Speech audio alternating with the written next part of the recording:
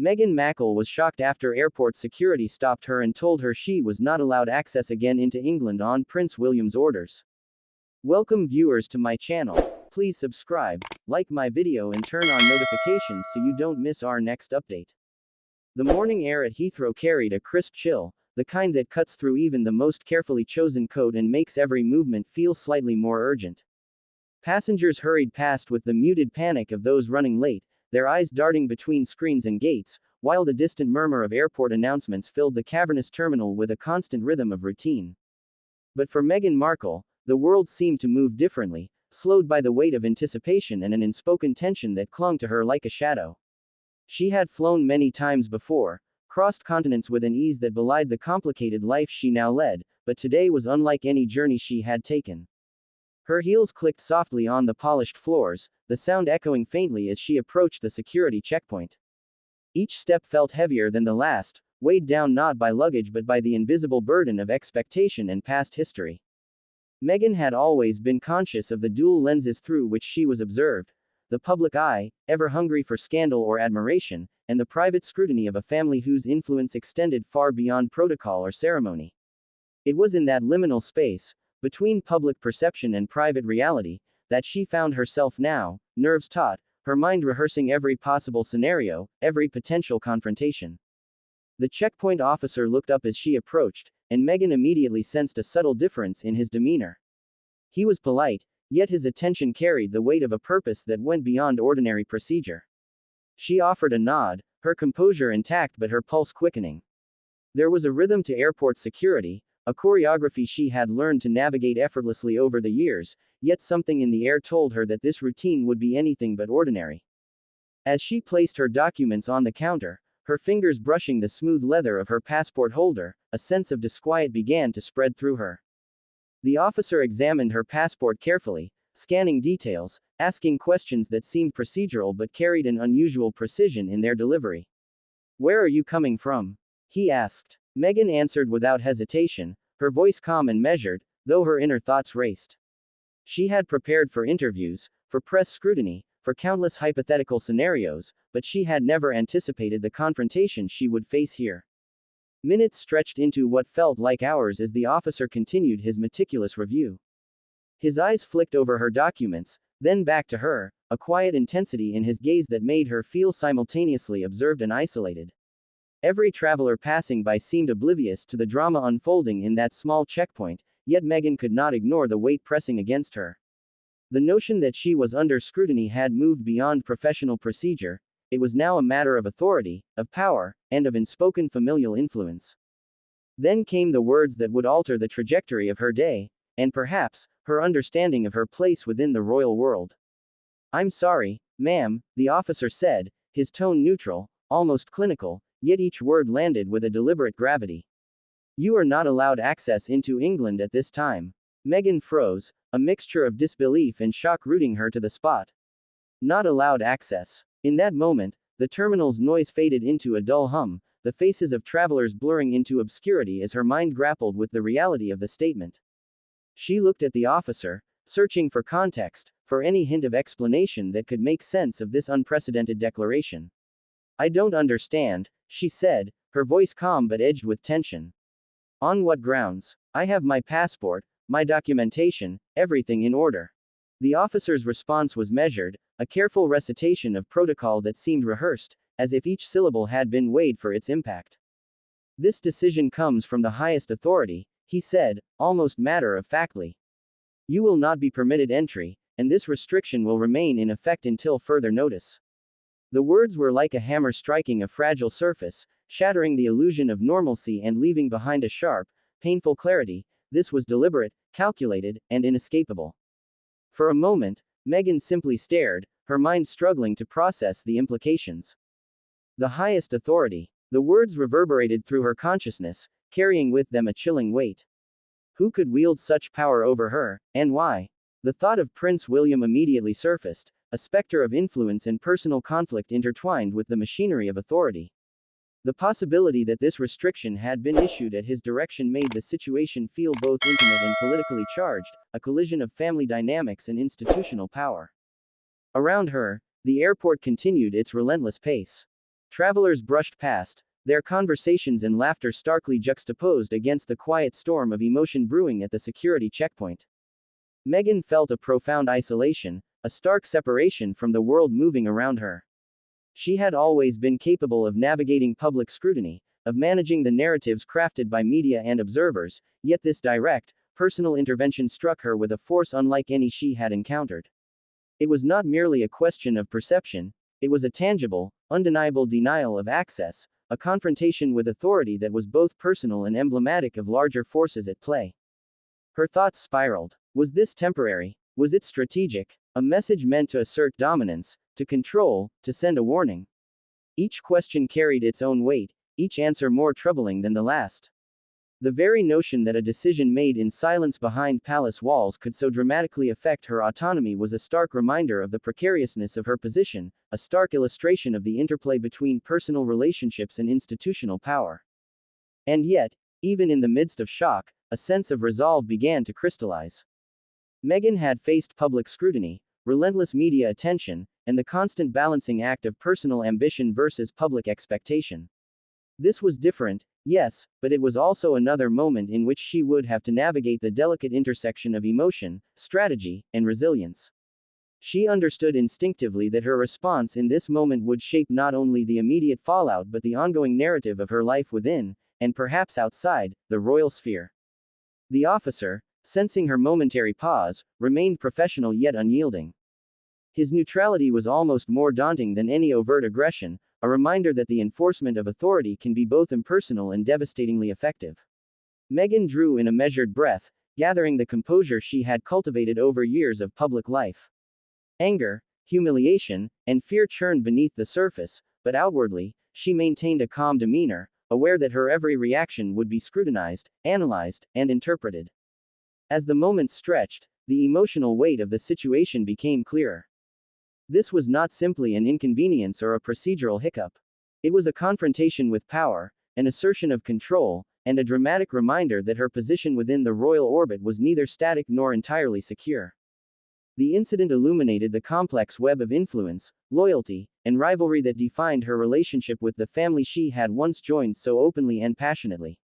It also revealed the stark reality that, in a world where protocol and personal relationships intersect, even the most routine actions, like passing through an airport, could carry profound emotional and political consequences.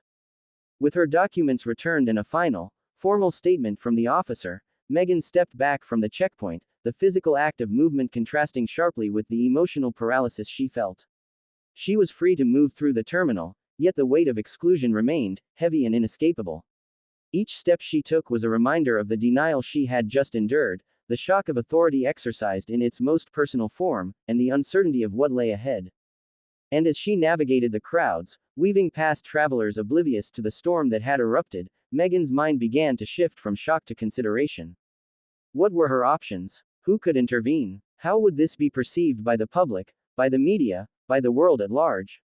Every instinct and experience she had accumulated in her years as a public figure now demanded careful, strategic thinking. Yet beneath it all, a human truth persisted. She was hurt, bewildered, and profoundly aware of the precariousness of her situation. This moment, seemingly small in the context of a bustling airport, was in fact a crucible, a defining experience that would ripple outward, affecting relationships, public perception, and her own sense of agency. The shock of being stopped, questioned, and ultimately barred from entry was not merely procedural, it was deeply personal, an intersection of emotion, power, and familial complexity. Meghan understood, with a clarity sharpened by experience and circumstance, that this incident would not be easily forgotten or overlooked. It was the opening act of a story that promised drama, conflict, and revelation, one that would challenge assumptions and expose hidden truths. The checkpoint had become an arena, though no one around seemed aware of the quiet intensity brewing in the small space. Meghan stood with her documents in hand, the officer's gaze fixed upon her, professional yet unyielding. There was no malice in his tone, no trace of personal judgment, but the authority behind his words was unmistakable. "I'm going to need you to follow me to a private area for further questioning," he said. The phrasing was calm, almost polite, but the implication was clear. This was no ordinary security check. Meghan felt the familiar rush of adrenaline, the instant sharpening of senses that comes when one is suddenly placed under scrutiny. Her mind raced, trying to reconcile the surreal nature of the moment with the stark reality of what was happening. The private area was just beyond a narrow corridor, a space usually reserved for travelers with missing documents or security concerns. Today, it had become the stage for something far more significant, a confrontation that blended bureaucracy, family dynamics, and personal humiliation. As they moved through the corridor, Meghan's thoughts churned. She ran through every possible explanation. Could there have been a technical error with her passport? A miscommunication within security? Or was this something far more deliberate? The words from earlier echoed in her mind. This decision comes from the highest authority. The weight of that statement pressed on her chest, a reminder that this was no ordinary inconvenience. This was intentional, precise, and imbued with power. Once inside the private area, the questioning intensified. The officer began with a series of routine questions, each delivered with a careful neutrality. Where had she traveled from? What was the purpose of her visit? How long did she intend to stay? Meghan answered with the calm precision she had learned to master over years of public life, yet each answer seemed to be met with scrutiny sharper than the last. Her responses were logged, her documents scanned multiple times, fingerprints and identity checks conducted repeatedly. Every procedural detail, while standard, now felt layered with a tension that made her pulse quicken. There was a subtle change in the officer's demeanor after the initial checks, a slight shift that indicated the real conversation was about to begin. "Ma'am," he said, "the reason for this process is not something I can fully disclose." Meghan's heart sank. Her mind immediately jumped to the implications. Was this an administrative decision, or had someone with influence intervened personally? The officer's tone carried no judgment, yet his words were loaded with authority, a clear signal that the decision had been made beyond the confines of standard procedure. Questions swirled in her mind, each more unsettling than the last. How could someone, anyone, have the power to dictate her access to the country so definitively? The very idea seemed almost theatrical in its audacity. And yet, here she was, standing in a sterile, fluorescent lit room, faced with a reality that was undeniably real. The humiliation, subtle yet sharp, cut deeper than she had anticipated. It was not only the denial of access that stung, it was the manner in which it was executed, the absolute certainty with which authority had been wielded over her. Meghan tried to maintain composure, drawing upon the training and experience that had guided her through countless public confrontations. She remained poised, her voice steady as she asked for clarification, her eyes meeting the officer's with a blend of dignity and defiance. "I understand you may not be able to disclose all the details," she said, "but surely there must be a reason for such a drastic measure. I've complied with every requirement. What could possibly justify this?" The officer's response was careful, almost rehearsed. "I am following direct instructions. The details of those instructions are confidential, and the decision is final for the time being.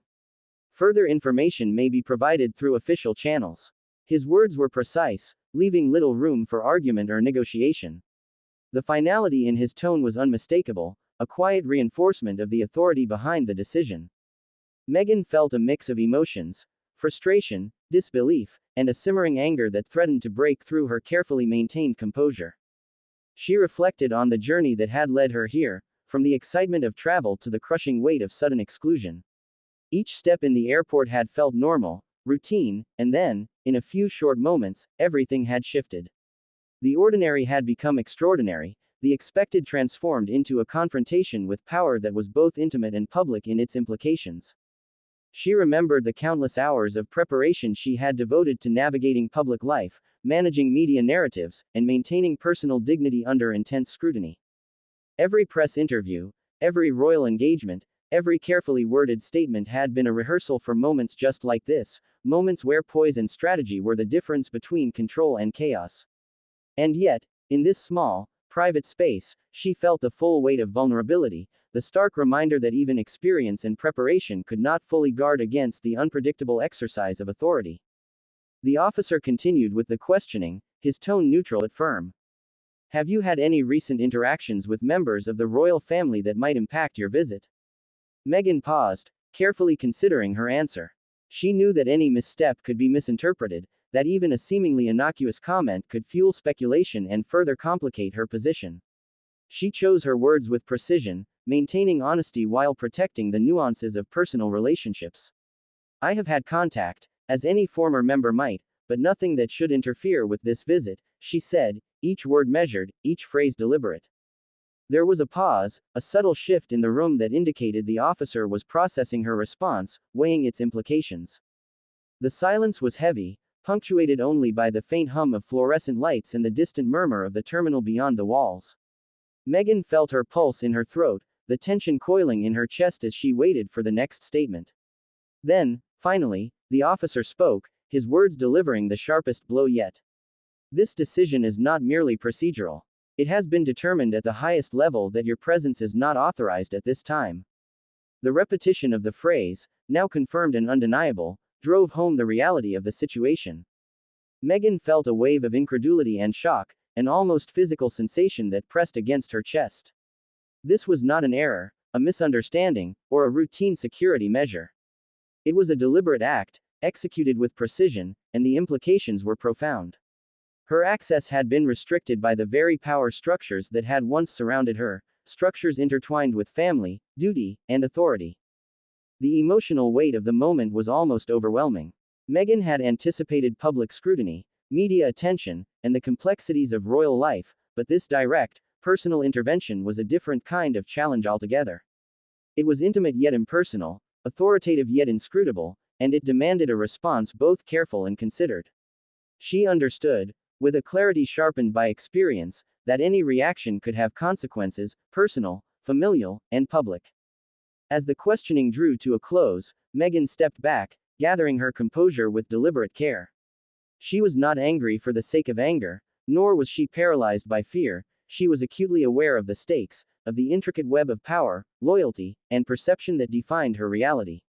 Each step she took away from the private room was measured, each breath a reminder of the balance she needed to maintain between emotion and strategy, between vulnerability and resilience. In the moments that followed, Meghan reflected on the surreal nature of the encounter. The ordinary act of traveling had been transformed into a confrontation with authority, a collision of personal history and institutional power that left her stunned, contemplative, and profoundly aware of the fragility of her position.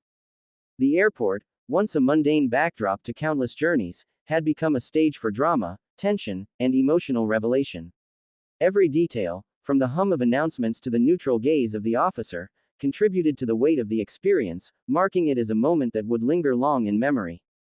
Even as she exited the private area, the sense of shock and disbelief persisted. Meghan moved through the terminal with quiet dignity, aware of the watchful eyes of security and the subtle, almost imperceptible attention of those around her. She was physically free to move, yet emotionally confined by the weight of exclusion, the realization that her autonomy had been challenged by forces both unseen and undeniable. Each step reinforced the duality of her existence, publicly poised, privately unsettled, navigating a world where power and protocol intersected in ways both subtle and dramatic. By the time she reached the main concourse, Meghan had begun to organize her thoughts, to consider the next steps, and to confront the implications of what had just occurred. This confrontation, brief as it might have seemed to an outside observer, had revealed the stark realities of authority, influence, and family dynamics. It was a moment of profound shock, yes, but also a moment of insight, an acute awareness of the mechanisms of power and the careful navigation required to maintain dignity, agency, and presence in a world that was both public and deeply personal. The story of Meghan Markle's life within the royal orbit cannot be fully understood without first exploring the intricate web of tension, expectation, and scrutiny that had long defined her experience. From the moment she entered the British royal family, Meghan's life had been thrust into a world that demanded perfection while offering only the thinnest veneer of acceptance. It was a world steeped in centuries of tradition, loyalty, and unspoken codes, where every gesture, word, and choice was measured against invisible standards, and where deviation, even minor, could carry profound consequences. Meghan's journey into this realm had begun with hope, excitement, and a genuine desire to belong. She had entered as a woman confident in her identity, a former actress and humanitarian with a vision of using her platform for positive change. Yet the reality she encountered was far more complex, colored by long-standing perceptions, historical precedent, and the subtle, relentless pressures of expectation.